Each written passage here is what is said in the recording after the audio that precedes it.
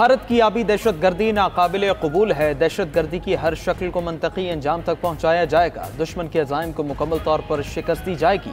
Field marshal Syed Asim Munir का दुश्मन को दो टोक पैगाम। कमांडेंट स्टाफ कॉलेज क्वेटा के दौरे में तलबा और फैकल्टी से खिताब करते हुए कहा कि जनूबी एशिया में इस्तेहकाम के लिए मसला कश्मीर का पुरअमन हल जरूरी है। पाकिस्तान को कभी भी दबाव में नहीं लाया जा सकता। भारत की बिला इश्तियाल जारहियत का मुंह तोड़ जवाब दिया जाएगा। भारतीय आबी दहशतगर्दी के इक़दामात गैर कानूनी और नाकाबिल कबूल हैं। मार्का हक़ की कामयाबी कौमी अज़्म इत्तेहाद की अलामत है। फील्ड मार्शल ने मजीद कहा कि पाकिस्तान में दहशतगर्दी की भारतीय सरपरस्ती के शवाहिद मौजूद हैं। दहशतगर्दी के खिलाफ जंग को मंतकी अंजाम तक पहुँचाएंगे। नए जंगी तकाज़ों के मुताबिक तरबियत और तहकीक वक्त की अहम ज़रूरत है। कमांडेंट स्टाफ कॉलेज मुस्तक़बिल के अस्करी रहनुमा तैयार कर रहा है। फील्ड मार्शल की नौजवान अफसरान को लगन, जज्बे और अज़्म से फ़राइज़ अदा करने की तलक़ीन, जदीद सोच और तहकीक की अहमियत पर जोर दिया। कमांडेंट स्टाफ कॉलेज क्वेटा को मुस्तक़बिल के अस्करी रहनुमा तैयार करने पर खिराज तहसीन पेश किया।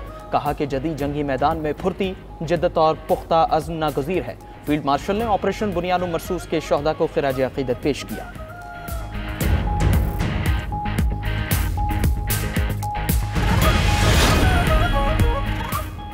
बलूचिस्तान के ज़िला सोराब में फितना उल हिंदुस्तान के दहशतगर्दों का हमला।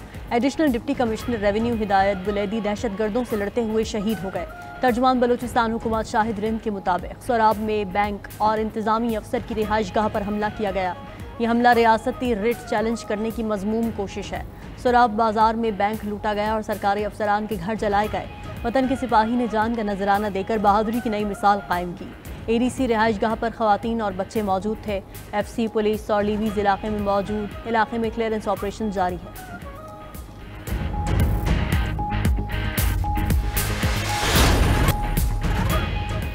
PTI रहनुमाओं और कारकुनान के खिलाफ 9 मई थाना रमना पर हमले का case. PTI MNA Abdul Latif समेत 11 मुल्ज़िमान को 15 साल 4 माह कैद और जुर्माने की सज़ा सुना दी गई। इंसदादी दहशतगर्दी अदालत इस्लामाबाद के जज ताहिर अब्बास सिप्रा ने केस का फैसला सुना दिया। अदालत ने साबिक़ MPA वज़ीर ज़ादा खिलाशी समेत 11 मुल्ज़िमान को 9 मई के मुकदमे में सज़ा सुनाई। पुलिस ने फैसले के बाद अदालत में मौजूद 4 मुल्ज़िमान मोहम्मद अकरम, मीरा खान, शाहजेब, सुहेल खान को तहवील में ले लिया। अदालत ने गैर हाजिर मुल्ज़िमान के वारंट गिरफ्तारी जारी कर दिया।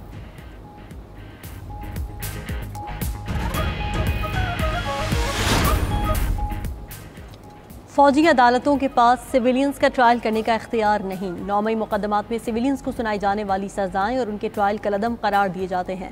सिविलियंस के फौजी ट्रायल के खिलाफ अपीलों के फैसले पर अक़लियती नोट जारी। जस्टिस जमाल मंदोखेल और जस्टिस नईम अख्तर अफगान ने फैसले से इख्तिलाफ किया था।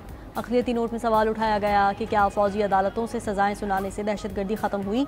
अक़लियती नोट में जस्टिस मुनीब अख्तर के फैसले को दुरुस्त करार दिया गया कि फौजी अदालतों में बुनियादी हुकूक मैसर नहीं होते।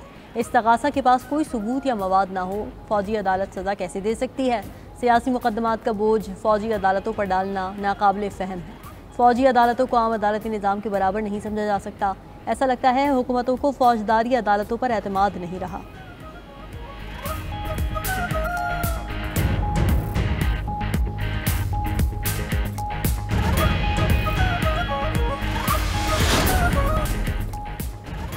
इजराइल के गाजा में दहशतगर्द हमले न थमे। मजीद 70 फ़लस्तीनी जामे शहादत नोश कर गए। बुरेज कैंप पर फ़ज़ाई हमला, एक ही ख़ानदान के 24 अफराद शहीद। जबालिया में 2 घरों पर बमबारी, ख़ातीन और बच्चों समेत 10 अफराद जाँ बहक। गाजा सिटी के मुख्तलिफ हिस्सों पर बमबारी, 14 अफराद शहीद। गाजा में शहदा की तादाद 54,249 हो गई। जर्मनी ने इजराइल को हथियारों की फराहमी का जायज़ा लेने का ऐलान कर दिया। जर्मन वज़ीर ख़ारिजा का कहना है कि इजराइल को जुज़वी तौर पर हथियारों की फराहमी रोक सकते हैं। गाजा में होने वाली इजरायली कार्रवाइयों की तहक़ीक़ात कर रहे हैं। फ्रांसीसी सदर का कहना है कि इजराइल ने गाजा में इमदाद ना जाने दी तो सख्त मौक़िफ़ इख्तियार कर सकते हैं। सूरत हाल बेहतर ना हुई तो अपनी पोजीशन सख्त कर देंगे।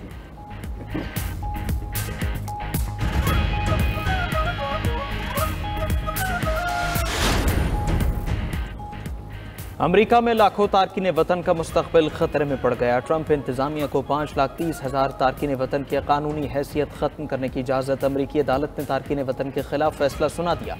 लिबरल जजेस का अदालती फैसले से इख्तिलाफ। वाइट हाउस ने फैसले का खैर मकदम किया है। मीडिया रिपोर्ट के मुताबिक क्यूबा, हेटी, निकारागुआ और वेनेजुएला के तारकीन वतन की कानूनी हैसियत ख़त्म होगी।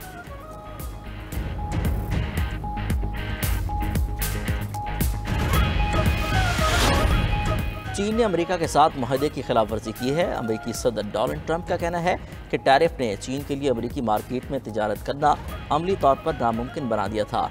वो ऐसा होता हुआ नहीं देखना चाहते थे। दूसरी जानिब चीन ने सदर ट्रंप के हालिया इल्ज़ामात को मुस्तरद करते हुए कहा, अमेरिका खुद तिजारती मुआहदे की खिलाफ वर्जी कर रहा है। चीनी वज़ारत ख़ारजा ने अमेरिका से मुतालबा किया है कि वो चिप टेक्नोलॉजी और बरामदात पर इम्तियाजी पाबंदियाँ ख़त्म करे। चीन मुआहदे की पासदारी कर रहा है, जबकि अमेरिका नई रुकावटें पैदा कर रहा है। अमेरिका अपनी तिजारती वादे खिलाफियों का जिम्मेदार हमें ना ठहराए।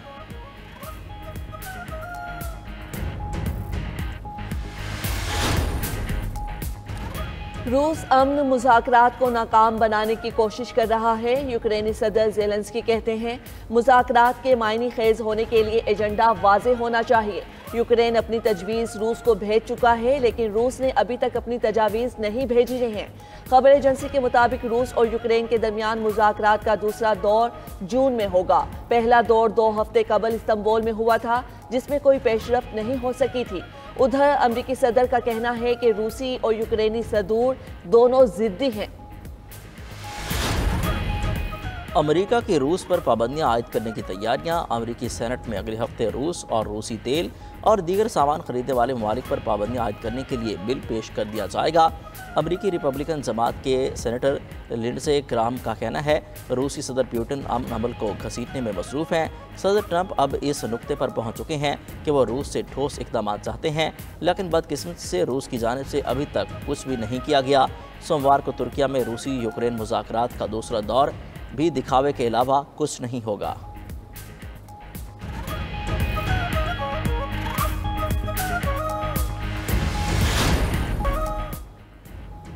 सऊदी अरब आने वाले आज़मीन हज अपने साथ ममनुआ अशिया ना लाएं। जद्दा एयरपोर्ट इंतज़ामिया की वार्निंग।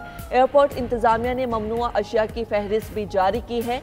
ममनुआ अशिया में हर किस्म की मुनशियात और अल्कोहल वाले मशरूबात सर फहरिस्त। बिजली का झटका लगाने वाली अशिया भी ममनुआ अशिया की फहरिस्त में शामिल हैं। जासूसी के लिए इस्तेमाल होने वाले पैन या चश्मों पर भी पाबंदी होगी। नशा आवर ममनुआ मवाद के लिए इस्तेमाल होने वाला इलेक्ट्रॉनिक पाइप भी नहीं लाया जा सकेगा।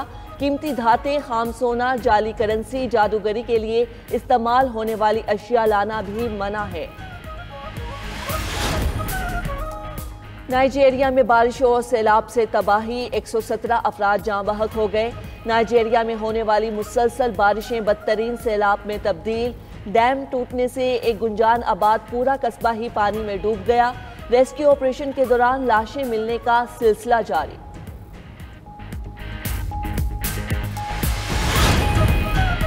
आर्मी इदारे मरसद ने दुनिया के महंगे तरीन शहरों की फहरिस्त जारी कर दी। दुनिया के 226 महंगे शहरों में हांगकांग पहले नंबर पर मौजूद। महंगे तरीन शहरों में सिंगापुर दूसरे, ज़्यूरिख तीसरे नंबर पर है। मशरक़ वस्ता में दुबई महंगा तरीन शहर करार, जो फहरिस्त में 15 नंबर पर बराजमान है।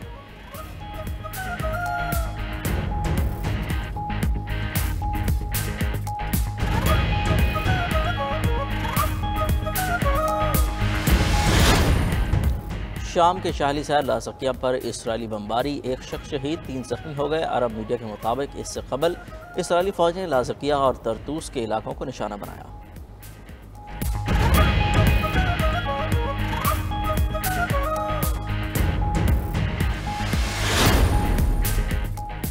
यूरोपीय और एशियाई ममालिक को दिफा और तिजारत में इत्तेहाद कायम करना चाहिए। फ्रांसीसी सदर मैक्रोन का कहना है कि अमेरिका और चीन के दरमियान तकसीम दुनिया को दरपेश सबसे बड़ा खतरा है। इत्तेहादी ममालिक को अपनी साख बरकरार रखने के लिए मिलकर काम करना होगा।